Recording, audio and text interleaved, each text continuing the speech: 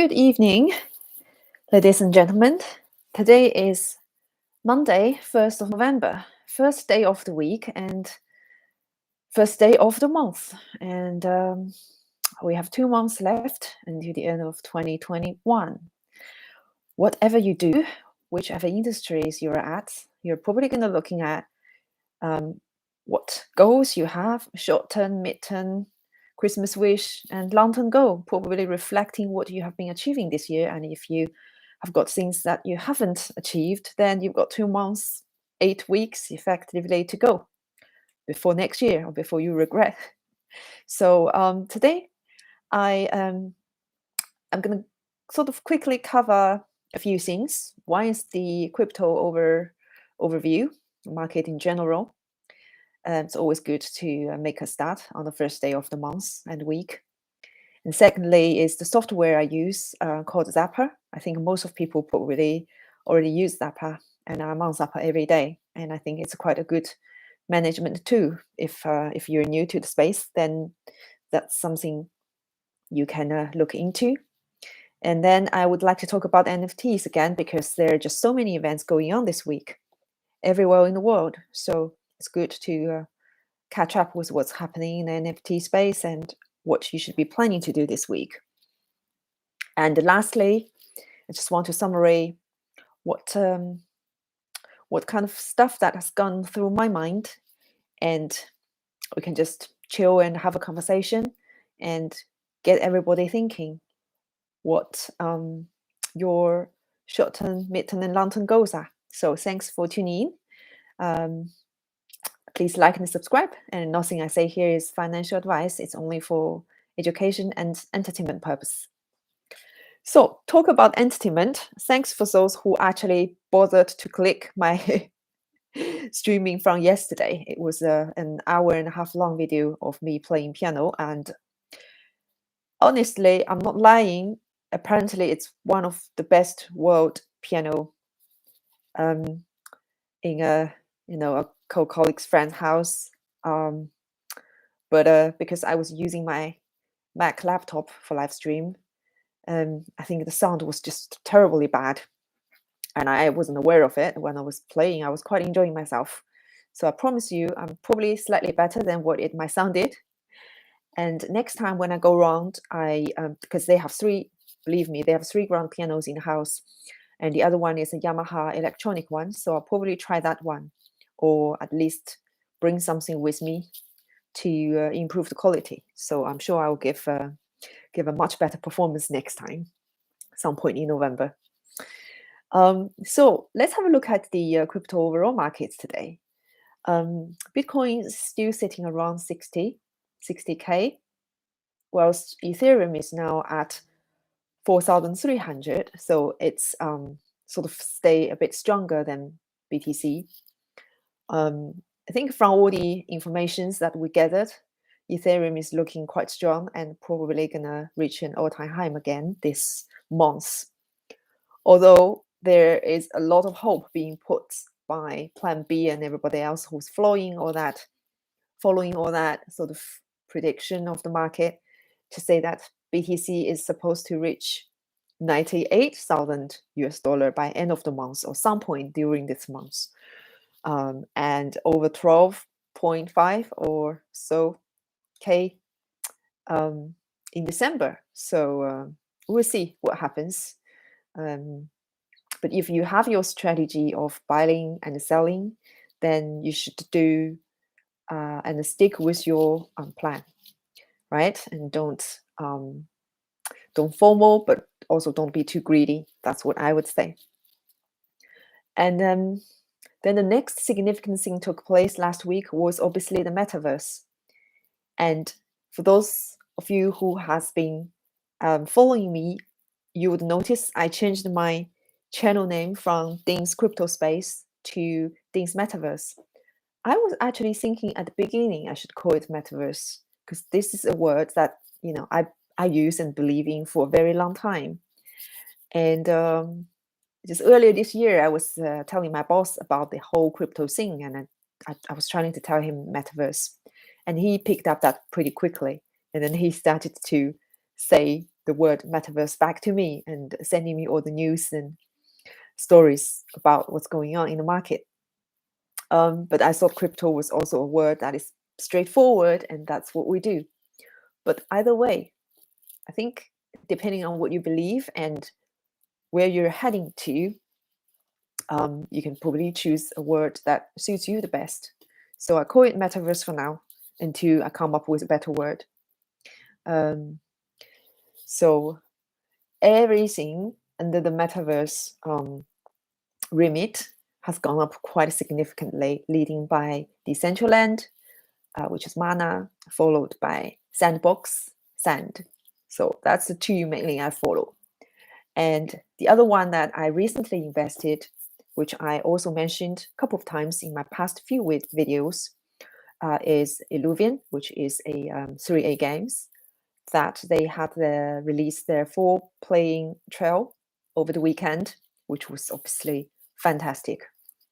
And I did a bit of investment in it, and it's been generating quite nice yield, passive income, although you have to lock it up, so stake it for, I think I chose 52 weeks, so it's quite a long time. Also, when you want to redeem it, there's also a 12 months vesting period. I think when they update to their version 2 from version 1, the vesting period will be increased from 1 year to 2 years. So if any of you are interested in looking into this game and investing in that coin, then definitely check up the time and make sure if you want to stake and deposit it for a longer run, make sure you stake it before the migration from V1 to V2, so you maximize your yield with the shortest period of time. Saying that, when you redeem ILV, so Illuvian token, it gives you a choice of either you choose ILV, which will enter into a 12 months vesting period, or you can choose to have SILV, which apparently you can use it as a token in game. But also, I think there are people selling it on the secondary market, obviously cheaper. At the moment, it's half price, but later on, it probably will grow. So I'm guessing, this is something I have not done it myself, but I'm guessing by the time when the game goes live, you will still have a choice of either wait for the vesting period, because it's going to be compounding. So the end of the yield and result you get is still quite significant. Or if you're impatient, you need liquid very quickly, you can probably redeem as SILV and try to sell it, I guess. But we'll see what happens when the game goes live in probably 3 months' time. So really looking forward to that. And I'm still under metaverse. I was following YouTube this morning, and there was also a metaverse game being introduced called Mars 4, MARS 4. So I looked into it, and it was a 3D model of Mars, and people can buy land on Mars. And there are apparently just under 100,000 pieces of land you can purchase. So I got quite happy and excited about it, and I purchased 2 pieces of land from the website. But I think you can probably get something cheaper on OpenSea, but just to make sure you're in the right place, because it does take some time to figure out when you enter into a new project. Just definitely do a bit more research and don't rush into it. But what's interesting to me is I haven't bought land in Decentraland or in Sandbox. Maybe I should, but I haven't really spent much time looking into those 2 projects. And I suddenly just had this chance. I don't know, first in the morning, 6 o'clock, I couldn't sleep. I woke up really early this morning. So I just jumped into it and did what I needed to do at the time. And the tokenomics of it is quite interesting, because it actually will share the revenue stream to the NFT holders. Although it claims it's the first NFT revenue stream game, I am not sure if that is the first because the game effectively is not live yet. Well, the Mars module is there, but I don't know what the game is going to look like. But have a look at their tokenomics. I think it's quite decent and interesting.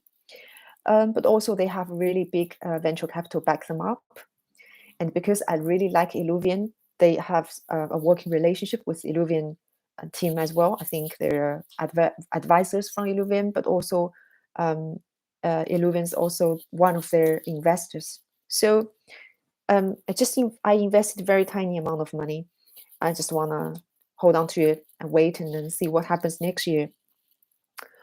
Saying that, I would still say be very cautious on new projects, in particular these hot area and trending areas like metaverse and NFTs. Because I had a friend asking me, wow, Sandbox has gone up so much. Should I buy some? And I said, have you looked at Mana? Because Mana is probably prior to Sandbox. I mean, they go hand in hand, but Mana was there earlier. And they're quite slightly different, isn't it? Because people have different styles. Some people like Lego 3D kind of style. Some people prefer a normal 3D looking visual. So it really depends.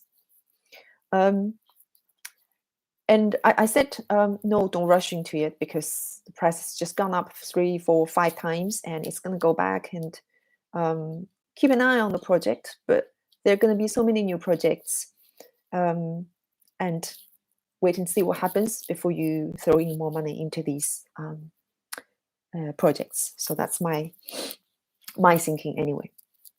And I also have Shiba Inu and Doge on my list as well that I usually observe. Although I don't have Doge anymore. I had some earlier this year, but I don't have it anymore. And what was funny was last week when Shiba's gone up, I think something like 10% or probably more. Doge can't wait and Doge went up, but Doge went down pretty quickly, still sitting at 0.26 at the moment. So it's pretty much the same as last week. Shiba's probably did gone up because I think Shiba just had a slightly more ecosystem around it. At least it has got a big community, a much bigger, vibrant community that's supporting it. Now, how long it's going to last, we don't know, but we know it exists, and it sits on the Ethereum chain. It's ERC20 token. Not that I have any Shiba, I don't. And I looked at it a few months ago, but I didn't buy, so I don't think I'm going to buy anyway this cycle, if there is a cycle. So, and the other chains, the only thing I have then is BNB. I only have tiny bit, only because when I need to use Binance, it's always easier, but also because I have a large, I mean, not large, but I have a position of Curve on Convex. And Convex give you EPS, which is the Curve equivalence on BNB, on BNB chain. So you can claim EPS, and it will be easier if you have some BNB in your wallet, so you can do transaction. So that's the only reason I have BNB. But BNB has been staying strong, $537 at the moment. So it's looking good. So the rest of the coins I don't really have. I just look what's going on to see how the market is going.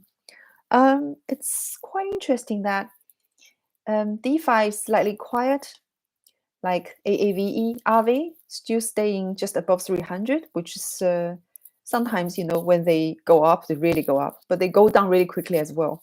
Because last week, AAVE has gone to one of the South Korea exchange, and I think it went up to 400, but then it went back to 300 in 2 days. So it's a bit quick, isn't it? And Uni, I think, still having a bit of trouble with their case. So Uni stays around 25, hasn't really changed very much.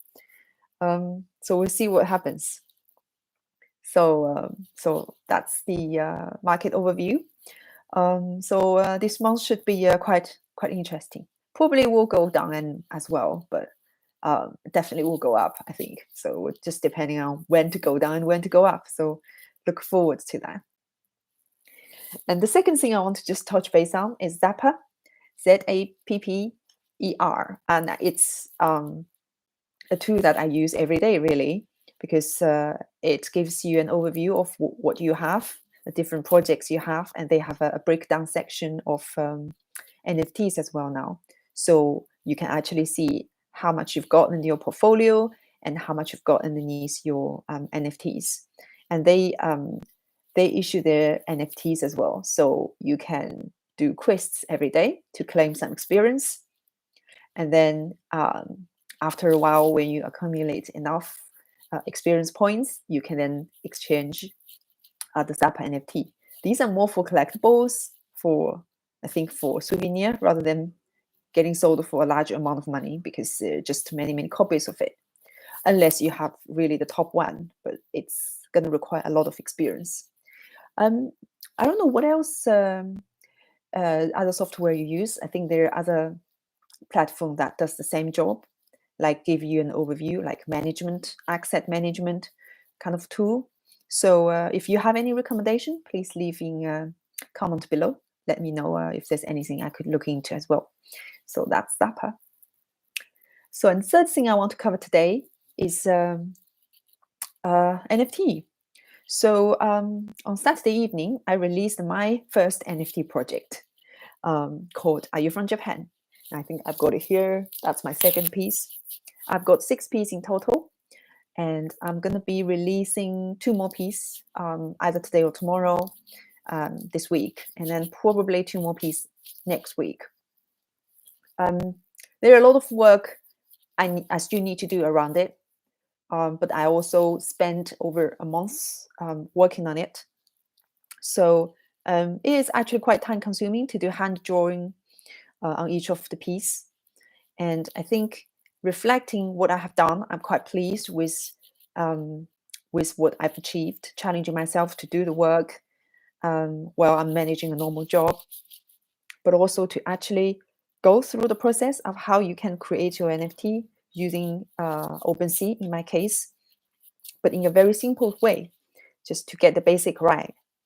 And have a think over everything around branding, storytelling, and marketing, and follow-ups. What you would like your project to go, where you want it to go, how you would like to gather your community, and have a long-term plan. So that's a really good experience for me. So I'm quite pleased. I'm actually making it happen.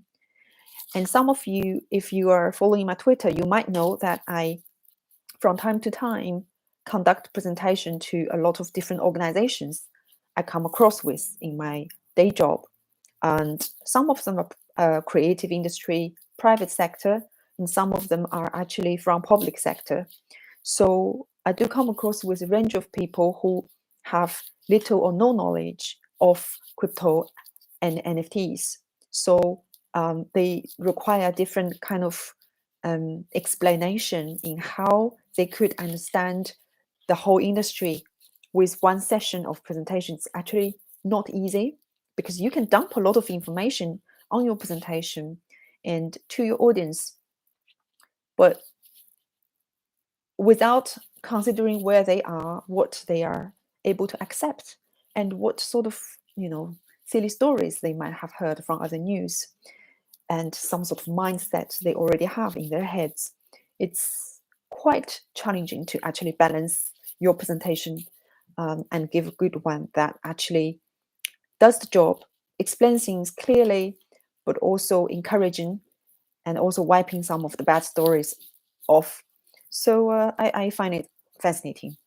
So partly I find when I have my own NFT projects released, I've built more confidence in explaining to people that I talk to and persuading them, introducing this fantastic market to them. Look, this is my scheme, and this is what I did, and how I did it, and my plan, and so on and so forth. And you are always more persuasive if you have a real examples of your own. I usually use Bored Ape Yacht Club as a case study, because it's just a perfect case that you could use. But it's always good to have a standalone art like one art as well. You could explain, and also covering other range like music and video and 3D animations. It doesn't have to be like 2D JPEG images. And I'm quite sophisticated in my head in a way. I like storytelling. I probably talk too much, and I have a lot of ideas in my head and a lot of things waiting for me to do, and a lot of technical side of things I need to work on and experiment with and getting help from. So it definitely is just the beginning. And what I think that might be a little bit different is the current market of NFTs. A lot of projects have 10,000 PFPs or 10,000 something or the other. And they're very picture dash art concentrated. And that's about it. And then they come up with some sort of roadmaps that they want to do, try to keep the community engaged, try to survive basically and compete. Which in a way is fantastic because that's what you do in any industry. And I've been thinking about it as well when I was planning how I was going to release my project and what else would I be doing, and when, and what's the long-term view. And I think I'm not going to be saying I'm going to do something completely different because I don't think I'm technically or experienced enough to actually come up with something brilliant that is totally unique. But I think the first thing is I want to be myself. And I think it might sound a bit philosophical, but I think only until you stick with your true heart and do what you want to do will it last. So to me, this is definitely going to be a long-term project. I have some ideas in the pipeline I will realize, and there are also other bigger stuff that has got potential will come up. And that's something I will do gradually. I also would like to tell stories about myself, about my experience, but also about culture that I experience and culture that people might be interested in. So I just think from this sense, I will take a step back to really study about it and learn about something rather than just rush into it. I understand a lot of people do this for flipping, investing and hoping that price goes up, and then they can make a bit of money and ETH back. To be honest, if that is the case, I think you're probably going to be better off putting half of your money into DeFi or trading, rather than putting your whole money into NFTs and hoping it goes up. It's going to be more difficult, I think. I think there are obviously people who are really good at it and who do it professionally or 24 hours a day.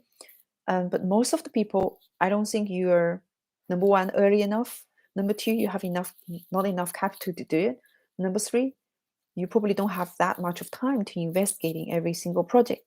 And number four, it's not my value anyway to buy low, sell high. I don't want to spend all my time and energy into staring at these things in chats or community channel to read and try to guess what's happening. I don't want to be in a position to be forced to have to react to each single messages come to me, either from Twitter or from Discord or from wherever. I want to have a core value that is long-term that I could stick with. And I want to look at mid to long-term value and trends of the market so I can make a judgment prior to things that are happening, rather than rushing into things. And I know my character, I sometimes FOMO as well and rush into things when I get excited. And that is something quite difficult to change because it's your natural personality. And especially because of that, I think it's definitely worse for myself to remind myself to have long-term goal for anything that I do so that I could avoid rushing to anything in the short term. So That's definitely my view anyway. That's what I wanted to emphasize.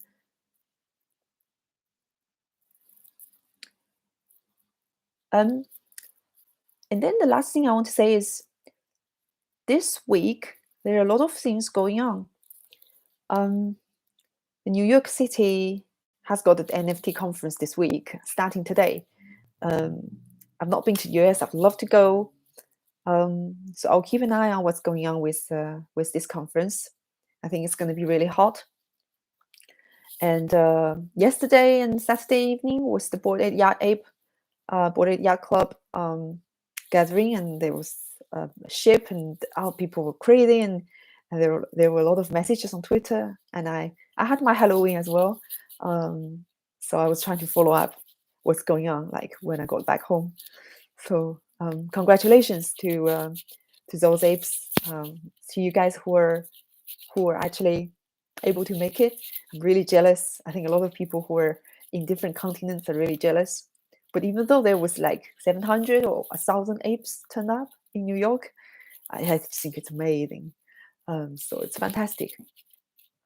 And here, sadly, for those people like me who are in London in the UK, we have a little tiny thing we're excited about, which is the London NFT conference, which probably is going to be quite small compared to the one in New York. So it's this Saturday for the whole day, and then Sunday. But I think there's a small gathering on a Thursday as well. Saying small, I think yesterday I saw there was like 70 people signed up to go on the Thursday evening. So I don't know how this is going to play out. So I'll see my schedule and see if I would want to go on Thursday or maybe just Saturday and Sunday. I think 2 days would be quite good. And I'll be looking for finding out what people are doing with NFTs. So that's everything today. Thanks very much for watching. Please like and subscribe. I will see you hopefully tomorrow.